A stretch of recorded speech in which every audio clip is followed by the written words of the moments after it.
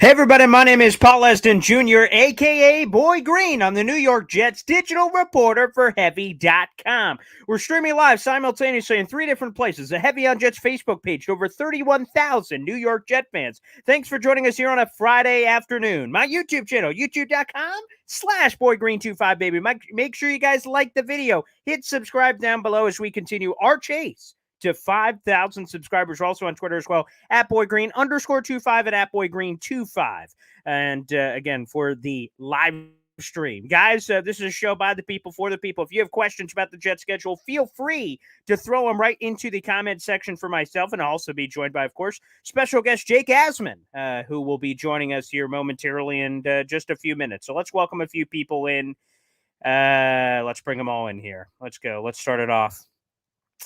The ex-bearded wonder and boy wonder collab. Nice. Yes. Yeah. It's been a long time since I've had Jake on the show, but it's great. Thank you. Yeah, we'll have the beard back soon. Baba Jet, what's good? Welcome. The Jet Show. Let's go, man. Yes. Follow Jake over here. Thank you, Scott Foster. Welcome to the show. It's going to be a lot of fun, a lot of energy, a lot of chutzpah. I hope that you guys enjoy. Appreciate it. Thanks for dropping by. That's awesome. First time or multiple time offender, it's all accepted here. We all love it. So feel free. And September can't come fast enough, Scott Foster. I am ecstatic for what we have. Prime time and Aaron gosh darn Rodgers, baby. I'm fired up. So I hope you guys are too. VR Hell Doggo, welcome to the show. LFG, let's go. Let's see. 5 o'clock Shadow Grain. Look how quickly it's growing back. That's bringing a couple of people here. Keep it simple. RC, hey, have to say it. Seeing Boy Green without the beer was a shock to the system. It still is to me. We used to have this big burly beard, so regrowing it, starting fresh from scratch. So that'll be good. Michael Palermo. Baba Jet, Pedro, all you guys coming in. This is great. Thank you. And love it. Well, guys, without further ado, we got to bring the man in here. And guys, keep the comments coming. They are beautiful, baby. But we got to allow loyalty. I just said hit the subscribe button. We're chasing 5K for myself. Those are peanuts. Those are the great unwashed peasants compared to this man that's coming in the studio. You guys know him well. He's Jake gosh darn Asman, baby. And 30,000 subscribers. Look at that guy. Look at that 30,000 subscribers he's got. Jake, what's up, man? Paul, what's up, man? I mean, I appreciate the introduction. An honor to be on with you. And I just want this to be known to everyone that follows the Jets. What you do covering this team from your perspective on Heavy, your perspective on YouTube, and even what you do on Twitter, where you're compiling the best sound bites from press conferences or opinions people have about the team. It's such a valuable resource for us Jet fans. So you deserve all the credit, all the respect. You do a tremendous job. And I hope that you're feeling better, man. I saw you had a little surgery, so hopefully we can get you back up and running in time for, a little Aaron Rodgers week 1 against Josh Allen. Yeah, that's what we're hoping for. So yes, right now I've got like a straight leg going on here. It's a little weird, but we're figuring it out, baby. So first off, I mean, we just talked about that wonderful achievement for you, Jake. Tweet about it. Everyone saw, of course, your live release show yesterday, a few minutes after 8 o'clock as well. You're on for like 90 minutes. You're a gosh darn psychopath for Pete's sake. But Jake, 30,000 subscribers, man. Did you ever think you were here? And what does that mean to you? Yeah, it's really cool because this was never supposed to be like a thing that has kind of become like a second full-time job in a way. Like I just started posting clips originally just from my radio show. At the time, it was a national show. I did solo every day on SB Nation Radio. And I always noticed that the clips I would post, I talk about the Jets a lot on the show just because that was like my therapy session to just like rant about them. It was like right in the middle of that disastrous, 2020 Adam Gase year. So I started posting clips from the show every day on the YouTube channel, and the Jet numbers would always get more than the other national stuff. So I was like, all right, well, maybe we got something here. Then I saw all the other great Jet YouTubers that have been in the game forever. And I'm like, this is pretty cool. Like people actually watch someone talk about the Jets and only the Jets every day. So I kind of just started doing it from there. And to be at 30,000 subscribers, it's awesome, man. But it just shows you how powerful the Jet community is, right? Like this team, This team has been bad for so long, and we all have a ton of subscribers. Now you throw in Aaron Rodgers, 6 primetime games, the excitement. Like, we've only just begun with the growth for everyone on YouTube. So no doubt about it. It's a lot of fun, and I appreciate everybody who's in the chat right now. So keep them coming, guys. It's amazing. So the schedule drops last night. We got a couple of leaks, and then I think Costello was the one that had the first full schedule out, maybe an hour or so before it fully came out. Ask you, Jake, what was your first takeaway on the Jets schedule that dropped? Yeah, it's definitely difficult early, but that's okay. I've seen like the Jets, their season's going to be over before it really begins. And it's like, we said this last year, and they started 2-2 and then went on a big winning streak. In the second part of the Jets season last year was supposed to be easy. They didn't win a game. So I don't want to overreact. You never know who's going to be healthy for these games. Teams that you think are going to be good are not always as good as you think. So I'm not going to panic, but you look at the early portion of the schedule, and specifically some of the offenses you're playing early, where you're playing like 3 of the top 4 offenses in the NFL in the early stretch of the season from a year ago. You got to go out there and you got to start fast. And this defense with 9 returning starters should play a huge role early. And I think the big thing to note is you got 3 of your first 4 at home. So win your home games. And then if they could get to, let's say, the bye week at 3-3 or even 4-2, which I think is possible, they're in great shape because then the schedule seemingly does soften. And with Aaron Rodgers getting better as the year goes on with more chemistry with his teammates, this team's got a legitimate chance to contend in the AFC East and go from there. Yeah, and you look at those first 4 games, right? So you have at Dallas as that week 2 game, which, by the way, is one I'm already going to. We just booked all the particulars involved for that, so I'm coming down to your town. We'll have to meet up and set something up 100%, absolutely. And then you have some of those juicy home games with Buffalo, New England, of course, and Kansas. Let me ask you, Jake, is obviously when you acquire a guy like Aaron Rodgers, expectations, jump. I mean, meteoric rise, of course, and everyone's looking at the AFC East. And that first challenge is who is the king of the division, rightfully so. They're 4.5 game. They won the division by 4.5 games last year. That was the biggest differential of any divisional team was able to accomplish last year in the NFL. So they are the kings, certainly. But how big of a chance do you give the Jets to actually upset the apple cart for the first time in over 20 years? Yeah, I definitely give them a great chance to do it. I mean, look, are we just going to forget the Bills almost lost to Skylar Thompson in a home playoff game last year? Like, I understand the Buffalo Bills have earned the right to be considered one of the best teams in the league. They've earned that. They've been one of the best teams in the league the last couple of years. They got a great quarterback, but I watched the Jets beat the Buffalo Bills last year with Zach Wilson throwing 20 passes in a win and throwing 175 yards. I think it was. It might have been even less, honestly. Yeah. I think it was like 155, to be honest with you, which shows you how nuts I am. Yeah. But crazy. They won last year. And you look at Josh Allen versus the Jets defense, Saleh has a pretty good handle on how to slow him down. So now you're adding Aaron Rodgers. You're at home. Yeah, the Jets absolutely could win on opening night. Is it going to be easy? No, but we don't need to look at games like they're impossible to win now. Like when you have Aaron Rodgers, you think you got a chance in every game. And I can tell you, the Jets look at any game on their schedule and feel like we got the best quarterback on our side of the field. And that includes when they play Kansas City. Like Aaron Rodgers says, I'm the baddest MFer on the field today. Like he might not be, right? But he believes it. And there's people in the locker room that could believe it because that's what he brings to this team. So with this roster and the fact that you're at home to start the year, hell yeah, they could win opening night. And I hope they do, man. There'd be nothing better than being 1-0 and sending shock waves through the NFL. The Jets are not just good. They are a legitimate championship contender in 2023. The thing that I think bothers fans, and I don't know when this hits. Is it the preseason? Is it training camp when it hits? But like I've heard a lot of Jets people say to what you just said, whoa, what a tough start. Like no one's looking at the Jets anymore on the schedule going, oh boy, easy dub. They're like, holy flying hoot. It's Aaron gosh darn Rodgers. It's that defense that was top 5. Garrett Wilson, Sauce Gardner, all those kind of guys. It's about time that other people look at this team with some respect. So I don't know when it's going to take, what it will take for the fans to say, hey, there's not the tough stretch. We are the tough stretch. Aaron Rodgers, I don't know about slaying the dragon. We are the gosh darn dragon. I mean, that's the thing. I think fans need to embrace and hug that we're the bad MMFers. Yeah, man. I mean, they got a guy who's won 2 of the last 3 MVPs at quarterback to a team that, I mean, let's be real. If they had average quarterback play last year, they were a playoff team. And so 100%. And look, they got to go prove it. They got to go earn the right to be considered a contender. I understand all that, but we're Jet fans, right? So like we should be confident, man. Like you're right. when teams now see the Jets, it's, man, we got to play the Jets. That's a tough game. In the past, it's like the homecoming game, as you know, the Patriots would say. Like, that ends now, man. They are ready to go out there and they are ready to ascend to being one of the best teams in the NFL. Then when you start the year at home and you have 3 of your first 4 at home, find a way to win those games, man. And like, really big picture, you look at the schedule, right? You have 10 games at MetLife this year out of your 17 games if you count the Giants game. Let's say the Jets go 7-3 in their games at MetLife, which might be a conservative estimate of the record. Let's say 7-3. They go 7-3, and then you look at the road schedule.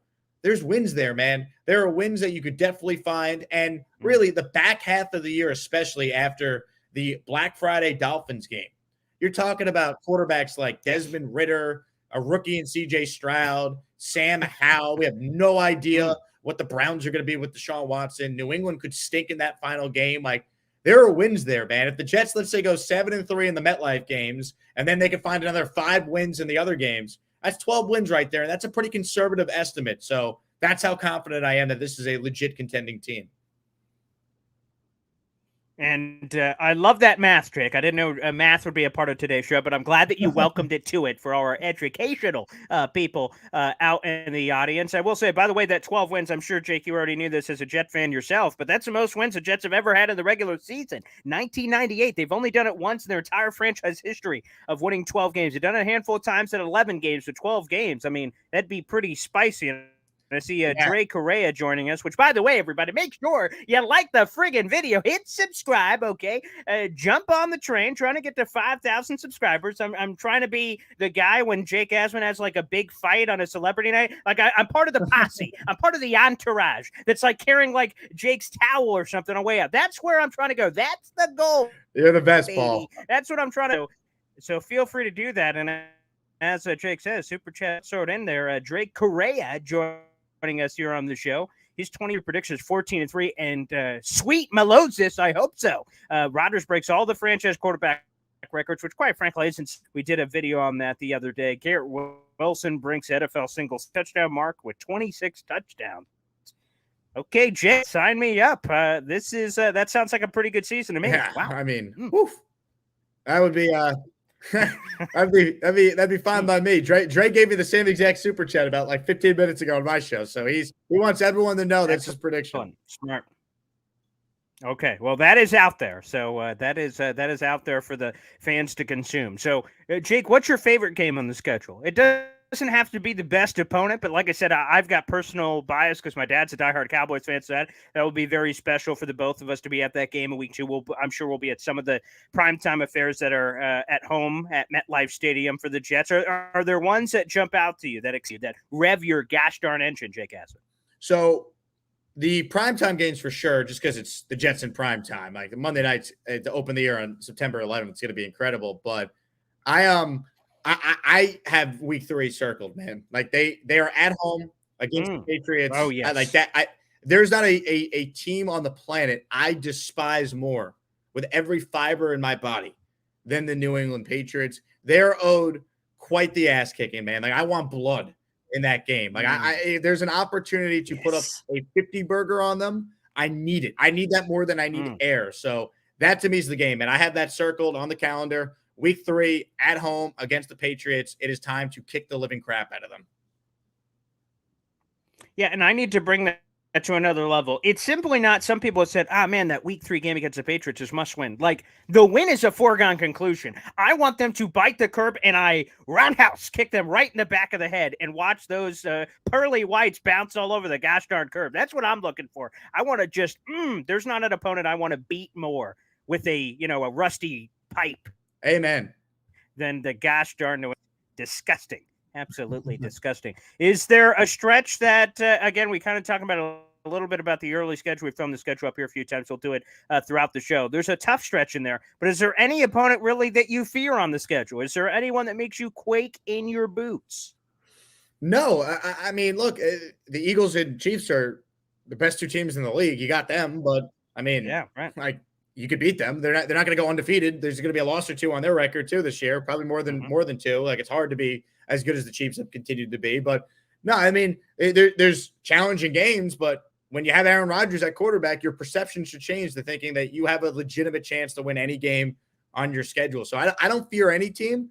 I look at the stretches that they have at the beginning of the year as like a very tough test, but I'm not afraid of it. I think the days of Jet fans complaining about the schedule with Aaron Rodgers at quarterback, like, nah, it's time to, like, if the Jets are the team we all think they are, then they should be able to handle their business, stay afloat, and then take advantage when the schedule does seemingly soften up.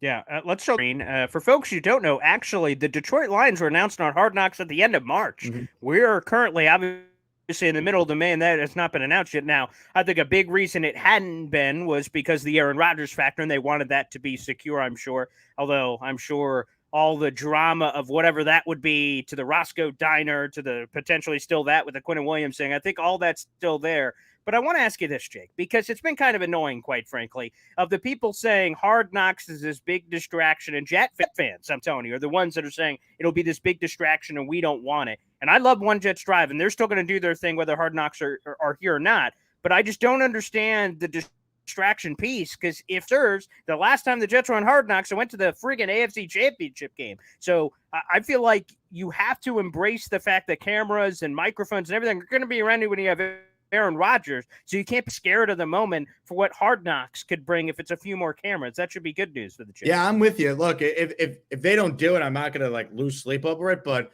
I like one Jets Drive, but I mean, let's call it for what it is. It's Jet propaganda. Now it's fun propaganda when the team's good, but like they're never going to show you the negative things that happen. And not that Hard Knocks is overly negative, but it's more of a feel of what's actually happening rather than just like what the team wants to show you. So look, I'm with you. I think Hard Knocks would be incredible. I'm sure they don't want to do it because they do have their in-house version of it already. But, I mean, it's not going to be a distraction. Like the last time they did the show, they had the best season they've had since. So I'm with you, man. I think it'd be fun. They got a lot of personalities on this team, and it'd be cool. But if they don't do it, it is what it is. It is interesting they haven't announced the team yet because just like you, I looked up last year when they announced the Lions, and it was months ago already. So clearly they have yet to find a team that's volunteered to do it, which means we're coming to a point where they might actually have to force a team to do it. And the Jets are obviously eligible to be forced to do it if no one steps up.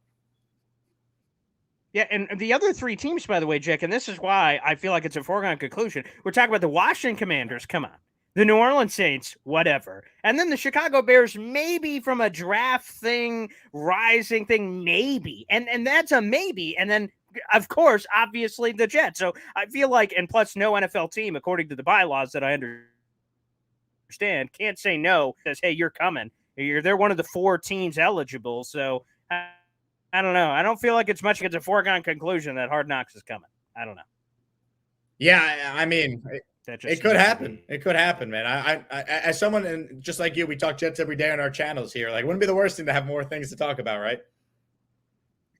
That's 100% true. I always love, and then as you said, the unbiased nature. They're just kind of doing their own show there, so they don't really have any direct ties to the New York Jets. With that being said, do you have a ceiling floor on what their record could be, or is it an impossible thing to say because you have Aaron Rodgers? So you can win any game. So technically, it could go. The ceiling, technically, I guess, could be 17-0, but or is whatever. But I think that's an intriguing factor. People are wondering as they're heading into this season. The ceiling floor projection. Yeah, so I mean, to me, the floor should be 10 wins minimum. I mean, you won 7 last year, so you're at Aaron Rodgers. So I think the floor, like the floor should be 10, and really, I hope it's 11.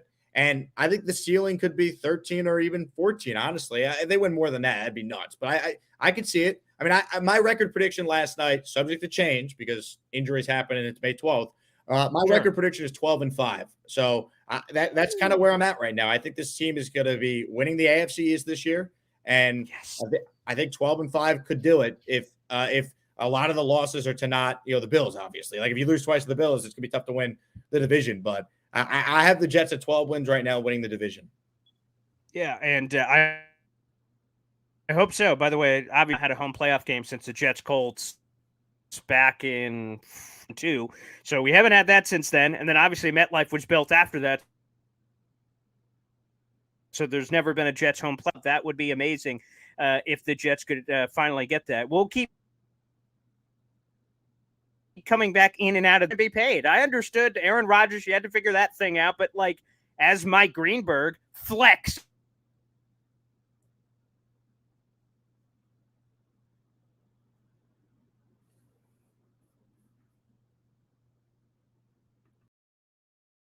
on the for old Quinnen Williams there from that perspective. So I don't really understand, some of the criticism or questions or anything of that nature as it pertains to Quinnen Williams. That's been the only thing that has been really on his permanent record. That everything has been pretty good for Quinnen Williams. He's done all the right things. Former number 3 overall pick. I mean, he's really checked off all the boxes. Perhaps, perhaps he hasn't, blossomed as quickly as some people would have said. But besides that, he's been absolutely tremendous as we welcome Jake back in here. So when do you think that extension happens for Quinnen Williams? I think you. Hey, Paul, just a heads up, you're very choppy right now. I got disconnected, and like every other word is going in and out. I think you asked me about Quinnen Williams' contract though, so I can answer that. I think he gets done before training camp. I'm very confident that the Jets and Quinnen could work out a deal, and it's going to get done. I heard Robert Saleh the other day on Rich Eisen say it's going to get done. It kind of feels like the Rodgers situation, right? Like we all feel like it's going to get done. It will get done. We just don't know specifically when, but we know there's kind of like a deadline. Like the deadline to me is training camp. And just like with the Rodgers deal, I always felt like it was the draft. So I think it gets done. And hopefully it gets done this month or before mandatory minicamp next month. But I think before training camp, Quinnen Williams is signed, sealed, delivered. He's ready to go for the Jets. Yeah, and sorry for any connection issues happening with some of the fans here. So hopefully we have all that stuff figured out. So apologies for that. Is there any chance for a Roscoe situation that it drags out that far, or no? Hopefully not. Man, I hope not. I mean, if it does, you got to get Tannenbaum back, right? Have him and Douglas try and tag team these negotiations. Yeah. Again, I'm really hoping it doesn't get to that point. Where do you think the number is? So you have Aaron Holt, who's hovering in that 31 million-ish range. You have Jeffrey Simmons, who's at 23.5. So obviously there's this kind of seismic gap that's a bit unusual for any position in the NFL to be that large. Where does Quinnen just nickel and dime Jeffrey explore deeper Aaron Donald waters? What does your gut say? Yeah, I don't think he's if he wants Aaron Donald money like that, and that's the holdup, then the Jets are right to not give him that because that'd be absurd. I think he should be the highest paid, though, out of all the guys that have already been signed this offseason. Like, I think that's fair. I think he's been better than all those guys. I mean, he's probably looking to get $25 million a year, and the Jets are probably like, well, the highest mark is 23.5, so we want to go 24. Can they meet in the middle at 24.5 and be done with it? That's what I think ultimately happens. All right, well, we will see again. We're speaking with Jake Asman here on the show just for a few more minutes. Like the video, hit subscribe, show all your support that you guys can. Normally, we don't have issues. So I'm sorry for all the people that we're having on here. We have not had issues before, so not sure what's going on there from that perspective. But again, guys, feel free to throw those comments in here, and we'll try to get to a few of those as well before we get Jake off here for this interview. Again, talking and reacting, quite frankly, to the massive 2023 New York Jets schedule. Technically, only 5 primetime games, of course, but they do have the first Black Friday game. Are you a fan of the Black Friday game and also the kickoff 3 o'clock? Interesting.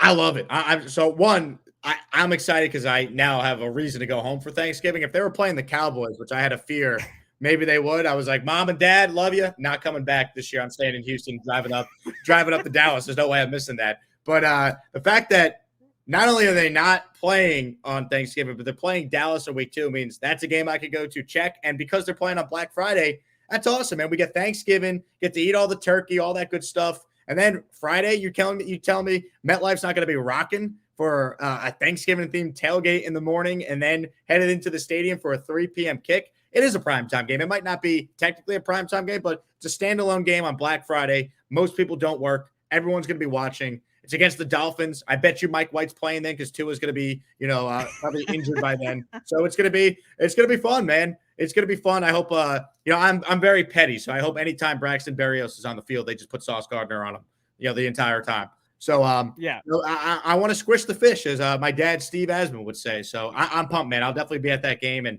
it should be a ton of fun. Is it just Jets and Bills for the division, or did the Dolphins have something to say about that before everything's done in your mind? I do think they could, in theory, if Tua stays healthy. But going back to his last year at Bama to every year he's been in the NFL so far, he's never been able to stay healthy. So why am I going to expect this year to be any different? Now, could Mike White come in and be competent? Yeah, we've seen that. But I don't know. I think the Jets are better. I think the Dolphins. I think we overrate their roster slightly, and the love affair with Mike McDaniel, I think, is a little too much. I get it; he's a creative play caller, but his team beat nobody good last year. Like anytime the Miami Dolphins played a good football team, they lost. So I don't know. I know they beat the Bills very early on in the year, but that was a fluky game if you go back and look. And even like Dolphins fans would tell you that aren't delusional. So they're a good team, but I think the Jets are better. That's maybe I'm biased because I'm a Jet fan, but I try to call it how it is. I think the Jets are a better team. For New England, are they going to be a dumpster fire? The floor falls out and Caleb Williams and Drake May are in the conversation, or Bill Belichick, so they'll figure it out and just be hovering somewhere in the middle and be annoying? What's your gut say? I hope they're in that 5 to 6 win range. Like they're bad, but they're like the Jets. They're bad, but they're not bad enough to ever get the quarterback. Like, and the one time the Jets were bad enough to get the quarterback, they blew it the last 2 games of the year by winning. So, right. And then we, thank you, Zach Wilson, of course. So, you look at where New England's at, they're not good. And like, does Belichick give them a couple extra wins? For sure. But it's Bill Belichick. Like, okay, cool. How's he done without Tom Brady? You mean miss the playoffs and go under 500 2 of the first 3 years, or 8 of his 10 without Brady in his lifetime as a head coach? I don't buy it, man. New England's not good. All right, they're not. The Jets need to smash them twice, but specifically because I have no idea if Week 18 will even matter. They need to smash the Patriots Week 3. They are not good. The Jets should have beaten them twice last year if Zach Wilson did not play as poor as he played in really both those games. So it's time to win. And I think New England is probably good enough to hover in that 5 to 6 range, but the reality is they'll probably somehow be in that 7 to 8 range because they seem to always be, but they shouldn't be. And it's time. And you know what? I got news for you too, Paul. If the Jets beat them twice last year, New England wins 6 games.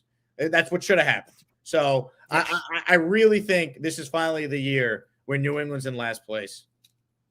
I hope so firmly, and also so the Jets can just quell their own demons, because, again, the streaks and all that garbage is just, quite frankly, disgusting. So I really hope all of that comes to an end. Are you comfortable with Zach Wilson as QB2, as the Jets seem to be? No, but I don't think I really have a choice. I hope they add someone. Mike Florio asked Joe Douglas about Joe Flacco. I was like, why are we bringing up Joe Flacco? He's a corpse, Mike. You clearly didn't watch the Jets last year. No, shocking, I know. But by the way, Mike Florio said that the Jets got fleeced in the Rodgers deal. Now he's kissing Joe Douglas's ass because he came on his show. What are we doing here? That's besides the point. Anyway, no, I don't love the idea of Zach Wilson being the backup, but the way I'll try and sell myself on it is Rodgers is there to help him.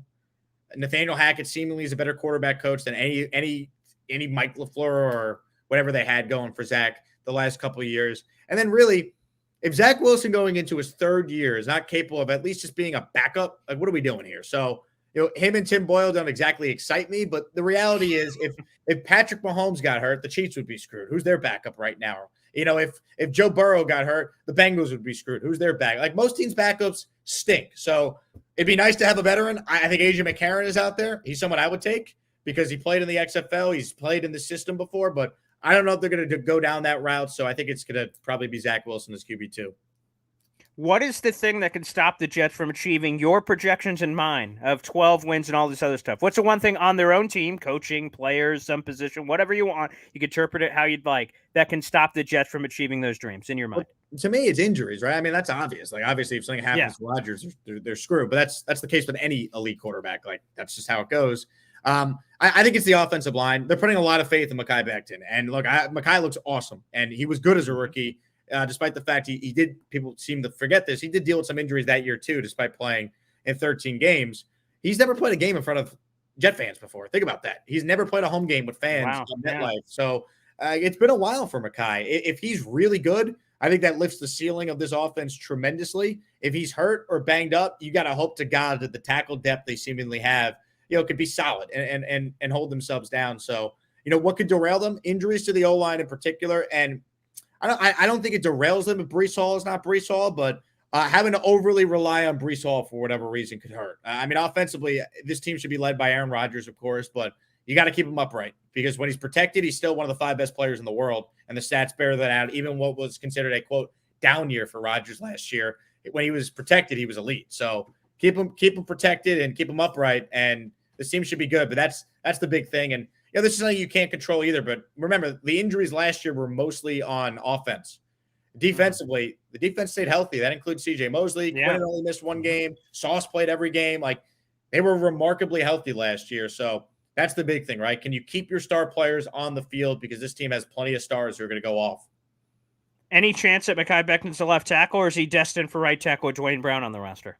Part of me feels like they told Dwayne Brown, you're going to be the left tackle if he came back. But if they didn't, and it's truly an open competition, I hope Mekhi wins it, because I think the Jets are at their best if, let's say, Mekhi Becton's their left tackle and Dwayne Brown, who's never done it, but would he be willing to play right tackle? Like, maybe that's something to consider. But I hope it's a true open competition, but I got to be honest too.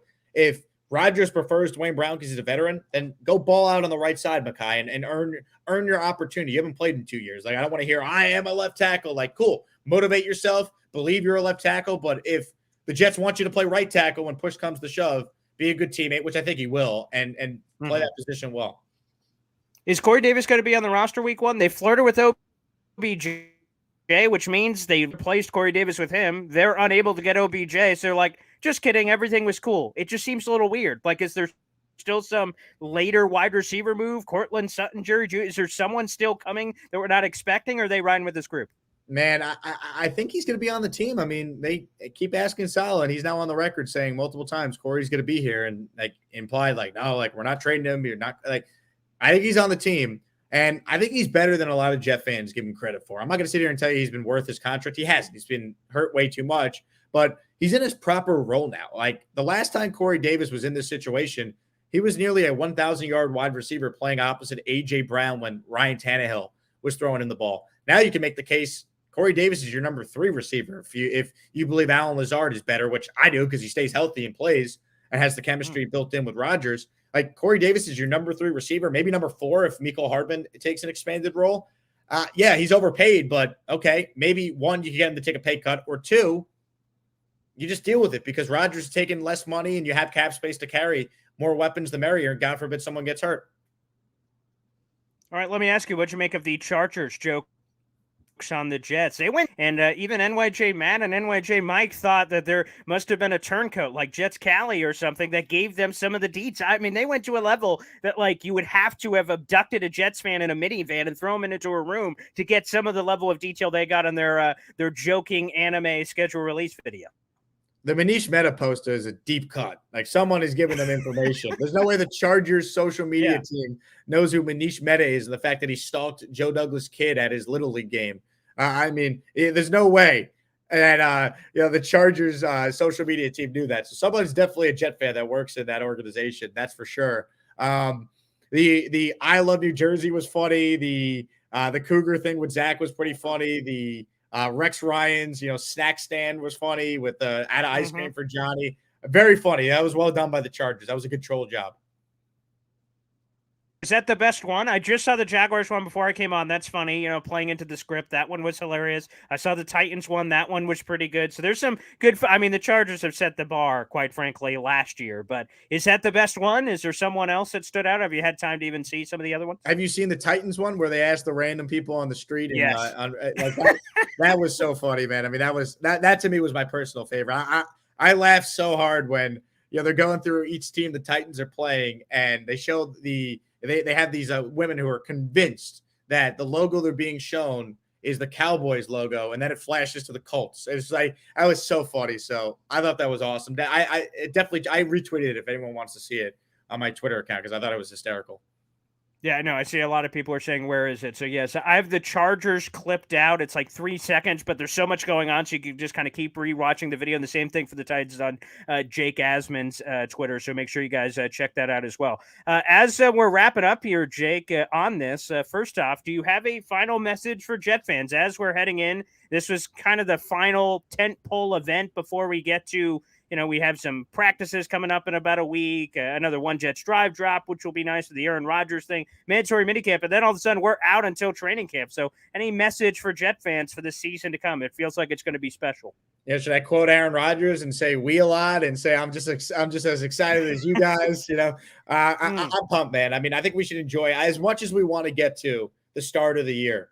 These games are going to be stressful, man. Like, I don't know about you, Paul, but like, I'm not a pleasure to be around when I'm watching the Jets. Like, there's some things that come out of my mouth that like I'm not proud of, but I know it's going to happen. So, like, I just want to enjoy the honeymoon phase. Like, yes, I'm going to enjoy the games, and this team better win. We all understand, the bullseye on the Jets' back. They got to perform, but let's enjoy the fact that we have hope for the first time in a very, very long time. We have, a legitimate path where talking about a Super Bowl is not foreign. It actually could happen. And I'm going to enjoy the fact that the Jet fan gets a weekend to celebrate Joe Klecko and Darrelle Revis. I'll be in Canton this summer. And I think that's just going to be a party, man. There's no stress of the preseason game. No one who matters is probably going to play in that. I mean, maybe Zach Wilson, which will be fun, but you get the point. Like, we're going to be able to kind of just sit back and celebrate the Jets all summer before we really get underway in September. So enjoy it, man. I can't wait for the season, but enjoy this part now because the excitement, the fun, that's what being a fan is all about. Again, that's a great point, and I can't wait to be there. That'll be my first time in Canton. That's a bucket list item, and what better way with the old era, the new era, Revis, Klecko. I'm getting goosebumps just thinking about it already, Jacob. Before we get you out of here, of course, plug it up, baby. You already have 30,000 subscribers, but you can't get complacent. You need 60,000, 70,000. I don't know what the number is for you, but feel free to plug it away for all our viewers right now live and even after the fact. Yeah, look, if you like Paul's show, I hope you like Paul's show if you're watching this because he's one of the greats. Then hopefully you'll like my show too. I talk about the Jets pretty much every day. We have on guests. We take calls. We read super chats. We make fun of people who say ignorant things about the team, like Colin Cowherd today. Yeah, we've had a ton of fun on the channel, man. And Paul, you've been on many times. We'll get you on the show again. So if you're a Jet fan, just search Jake Asman on YouTube, and you can find all the Jet content there. All right, awesome. Jake, thank you so much for joining us, everybody. And thank you guys for tuning in. We'll see you next time. Thank you so much, and go Jets, baby.